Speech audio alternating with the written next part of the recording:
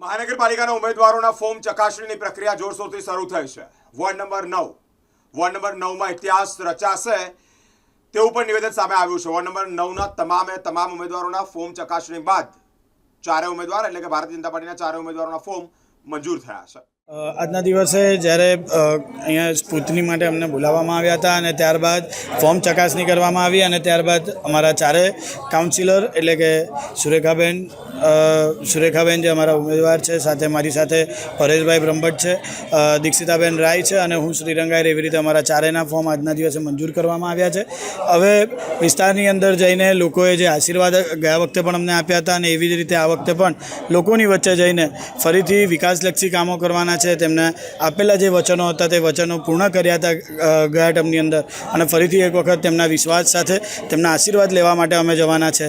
અને આજના દિવસે ફોર્મની અહીંયા ચકાસણી થયા બાદ મંજૂર થયું છે ત્યારે 12 જેટલા ઉમેદવારોએ અહીંયા ફોર્મ ભર્યું હતું અને 12ના એટલે કે ભાજપ, કોંગ્રેસ અને આમ આદમી પાર્ટી એમ કંઈ 12 ઉમેદવાર થયા છે। અને ત્યારબાદ અમારે 4 જે ભારતીય જનતા પાર્ટી મોવડી મંડળે અમે ચારે ઉમેદવારો પર જે વિશ્વાસ મૂક્યો તે બદલ અમે ભારતીય જનતા પાર્ટી મોવડી મંડળનો આભાર માનીએ છીએ।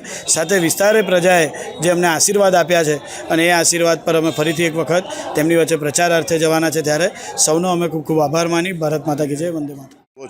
કે પ્રથમ નંબરે જ હોય છે। આજના દિવસે સ્કૂટીની હતી, 12 ઉમેદવારો ભારતીય જનતા પાર્ટી, કોંગ્રેસ અને આમ આદમીના। ફરી એકવાર આજના દિવસે અધિકારીઓનો આભાર માનીએ છીએ કે કોઈપણ વિવાદ વગર આજની સ્કૂટીની પૂરી થઈ। 12 લોકોના મંજૂર થયા છે, ડમી પણ કેન્સલ કર્યા છે। વોર્ડ નંબર 9 હર હંમેશા લોકોના સાથે, ભારતીય જનતા પાર્ટી સાથે, સાંઈનાથ પરિવાર સાથે હર હંમેશા પહેલા નંબરે આવે છે। ફક્ત ચૂંટણીના સમયે નહીં પણ 5 વર્ષ જે કન્ટિન્યુ છે। શ્રીરંગ એક અમારા તમે જુઓ કે શ્રીરંગ નવયુવાન છે, ગયા વખતે પણ સમગ્ર ગુજરાતભરમાં પહેલા નંબરે જ્યારે 21 વર્ષના હતા ત્યારે એવી રીતના સુરેખાબેન અમારા સિનિયર છે, પરેશભાઈ સિનિયર છે, દીક્ષિતાબેન પોતે એડવોકેટ છે।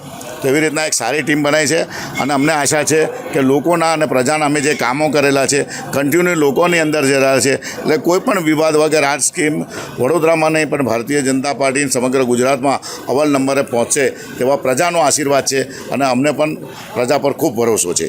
જય સાંઈનાથ।